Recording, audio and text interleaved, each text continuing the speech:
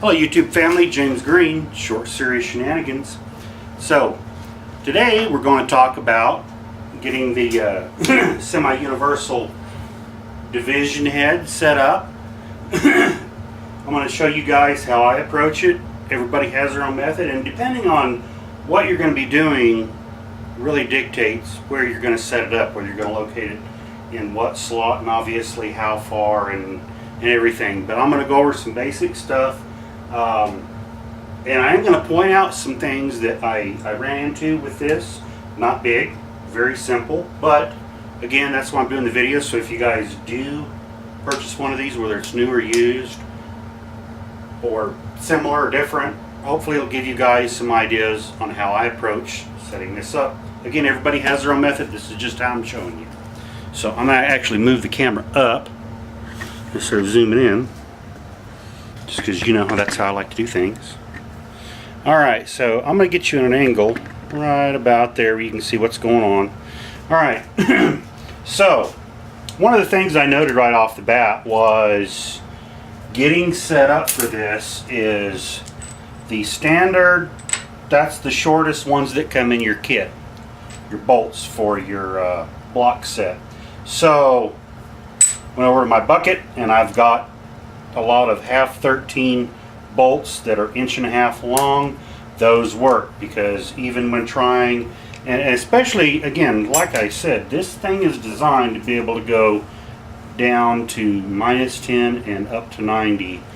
So if you're working on something where you need to have it down, having that stud in there, I mean just holding it in there, you can see you're not going to have the room. You're going to be hitting. So if you want to, you can create some really short studs, or just, you know, keep it simple. That way you don't have to worry about trying to get a nut on. Just put you a bolt, do like what I did, and I've already got this one slid on the front here. Let me set these over here out of the way. And the same thing over here. I just went ahead and got 4 of them and was done with it. Now, I will say this, if you try to put a nut on up here, and the difficulty with it is you cannot get a wrench on there and get it off. So everything is going to have to be open end wrench just because of how it's designed and set up. So get you one. For this setup, we're going to be doing it in the center. I've already got one here. And also just get your washer in there and get it started. I already had it in here and had it set up, getting everything set up for what I want to do. So we're in there. We'll get the back one and bring it in. It kind of already helps if you have them just barely started, you slide them in, and depending on how thick, you know, I've got some pretty thick washers in here, so I'm just going to get them down finger tight. So now we want to level up. Now you can just shove it over to one side or the other, it doesn't matter. We'll just, you know, we'll decide. However, again, I'm going to be working on some small diameter stuff, so you grab your square, slide it out. Now we're just going to get this parallel with the table, okay, up here, because we know it's straight, and we just come up here to begin with and just, I mean, if you wanted to literally shove it everything to just one side of the keyway, you can do that, but note that when you go to tighten it up, sometimes depending on the bottom of the keyways, it might pull to one side or the other. So don't always take that as the gospel of, well, just shove it to one side and tighten it down, because when you tighten it down, it might, one or the other underneath, you don't know, they might twist a little bit. So I always like to split it in the middle. That way I know when my T-nut comes up from the bottom, it's not going to go from one side to the other. So we'll just split this in the middle here and we tighten it down. And then what I usually do is I'll slide this, and we got it tightened down. Okay, we already have that set. Now we'll go ahead and snug the back a little bit more than finger tight here. Okay, just enough where we can still, and as you slide it forward,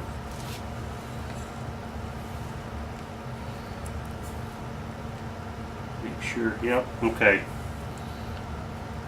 Release it just a hair. We're getting carried away.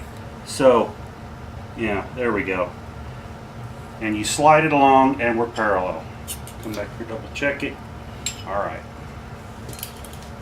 And still, I'm going to hold that up there just so I don't happen to bump it while I'm snugging this front one down.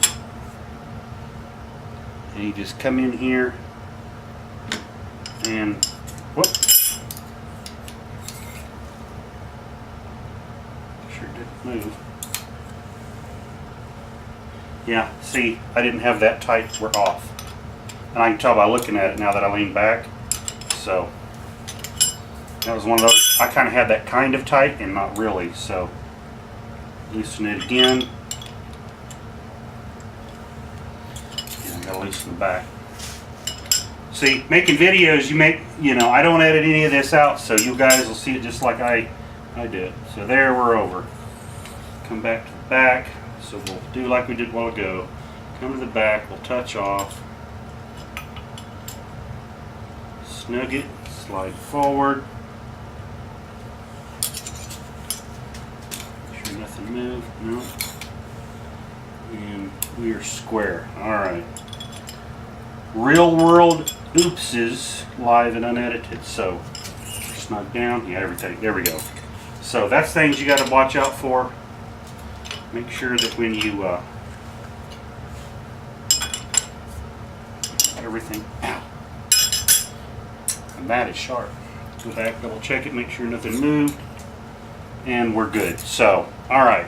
So that's squared up. Now, I will say this: what I did run into and learn about was, we talked about having this having the ability to move up and down. So, just so you know, and some people will get. I don't want anybody to get confused. I'm going to back you guys up here a little bit, give you a little bit of room. So, just so you know that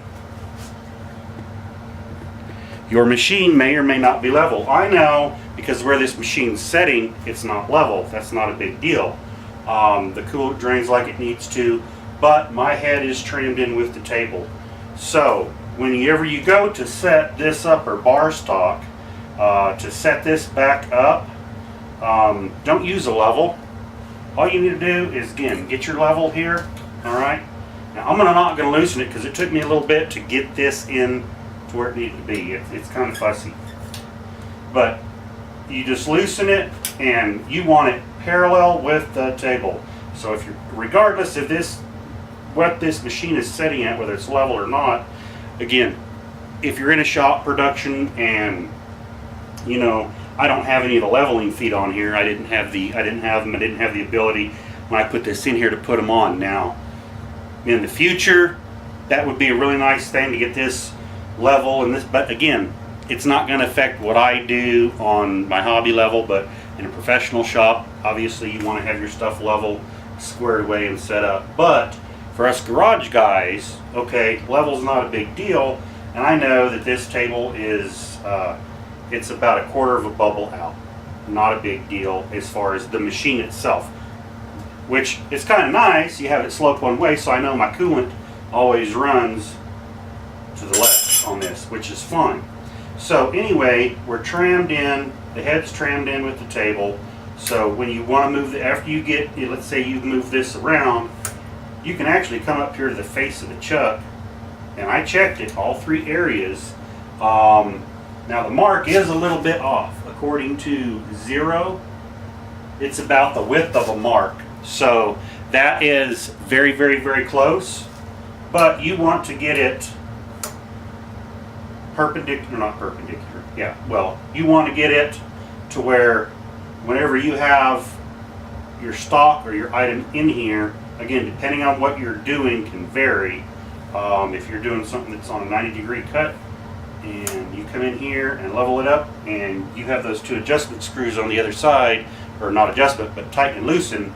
I loosened the bottom one up all the way, the back one up here higher, I loosened it. It takes a 16mm wrench, and I just put a piece of stock in here, and the best way I found to do it was get it loose, hold it in, and then push it up until you feel your level, and you can tell when it's, if it's like this or it's like this, just how your level feels.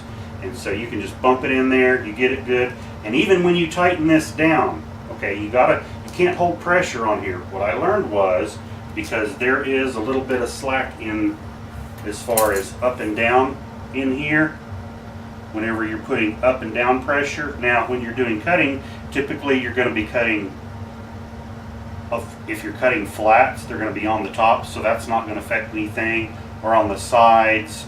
Now I haven't done any stuff with one of these at a 45-degree angle, so I'm not sure if, you know, I talked about there's that ability to go in here and tighten this up as far as that it takes the slack out of it. I didn't know if that would take that up and down. It's about a thou and a half, not a whole lot. So that's actually really tight. But for what we're doing on the project, you know, we're going to be coming in from a side with a cutter and making cuts. So having that, and it's just the up and down, and that's the play. And even though everything's tight, that's the play that's in between the gear and everything. Now, when you come in here, you tighten that up, and you tighten this, you know, you tighten your lock nut up. That actually pulls that completely out of the equation. So that was something I found interesting. There's that, it's that tight in there, and then once you tighten this on the back here, it tightens it up. And I will, in case you guys haven't seen the other video, I'll actually bring you over here and show you. Move the bench here, and I'll show you what I'm talking about. So, all right.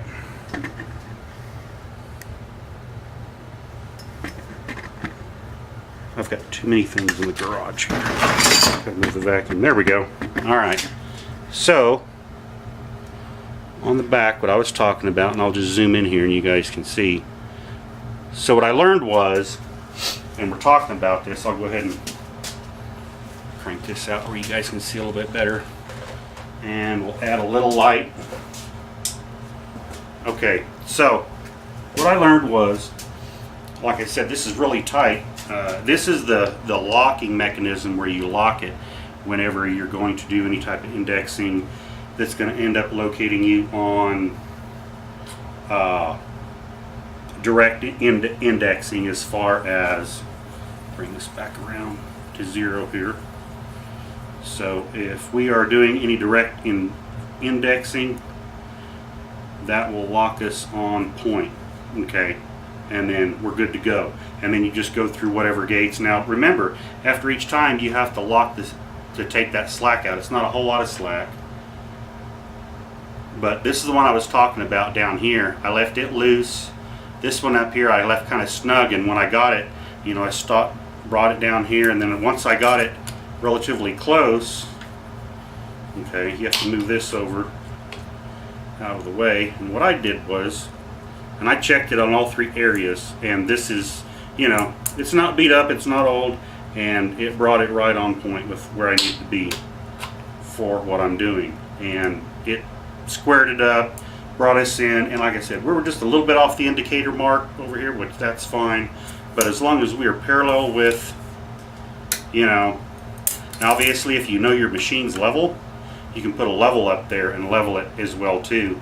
Or if you know, or you put a level there, even though it may not be level, you mark your level, or you can see, okay, it splits the bubble in half or a quarter, and you make sure that, or have 2 levels, you know, that are the same, and make sure that, you know, let's say that they're a small level, and you have one down here and one up here, and you just move this until that one matches. That's another way to do it too.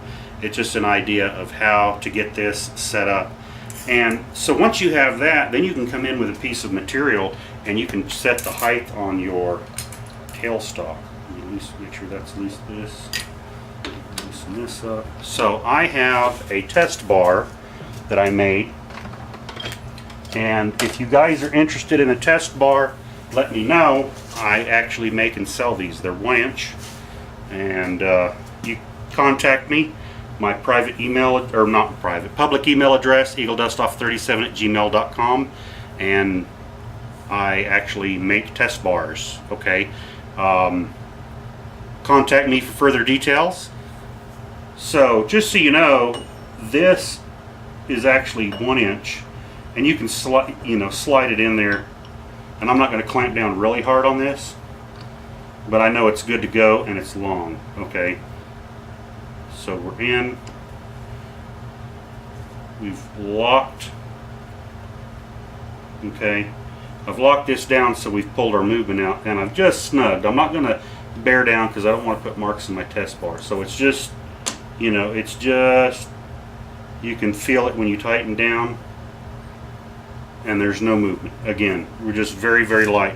Then you come in here with your tailstock, and you find out, okay, well, how far off am I? And it tells you. Now, depending on what you're doing, you may or may not need a tailstock, and depending on your material and your test bar, because I know this is straight, I know this is right as rain. Another way you could do it is, and again, everybody does this different. You could put an indicator on here, and you could sweep it to make sure that everything is traveling parallel. I know that my machine, back you guys up here a little bit, I know that my machine, because it has a lot of wear in it, it has about the whole length of travel of the bed. It has about 1.5 thou to 2 thou, depending on the day of the week, if you measure it, of taper in it. And depending on where this bed sets and where you set up, that's fine. I don't do a lot of real long, precise cuts. Vast majority of my stuff is shorter that I do as far as milling and everything, and it gets it within 1 thou, 1.5 thou, and if it has to be any flatter than that, like a piece of flat stock, then I take it over to my surface grinder, my 18-inch surface grinder, and I can get it, you know, dead nuts flat. So we have it up there, you have your item in, and you can come up here and you can adjust your tailstock accordingly, whatever size you need. Again, get it up here set, you know, come down here, snug it hand tight. You come up here and adjust, and then you get this to where it fits into the bottom. So the item that I'm going to be working on is going to be a little bit different height than this, but I'll go ahead and walk you guys through it real quick. We got a little bit of time on here. So it's actually a 16 millimeter, which is nice because these are 16 mil. This is 16 mil, so you will need a 16. You'll need 2 16s or a 16. And I know I'm going to bump the camera. I've got to grab the other one. That's why you have another drawer with lots of tools. And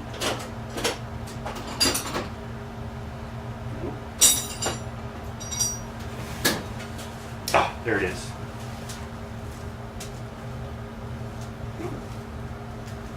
No, I'm just going to move the camera because I know it's going to move stuff around. Actually, here it is. I was just saying, man, I knew my crescent. This is what I'm on. This is the crescent I always use to fasten everything down with my big T-nuts. Get you where you guys can see what's going on. So we're just going to slap the crescent on the back here real quick. That's loose. Loose. Alright, and you can see it's already relatively, because this is adjustable, like really adjustable, which is nice, because depending on what you're having to hold, you may have to go at an odd angle. So we're going to come in here, like this is going to be our center. So come in here, snug down the bottom ones. In fact, real quick,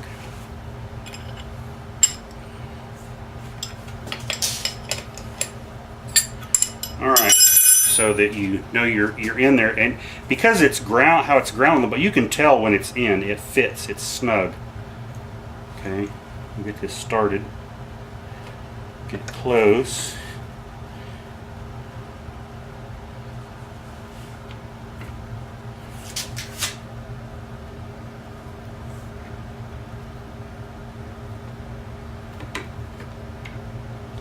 There we go.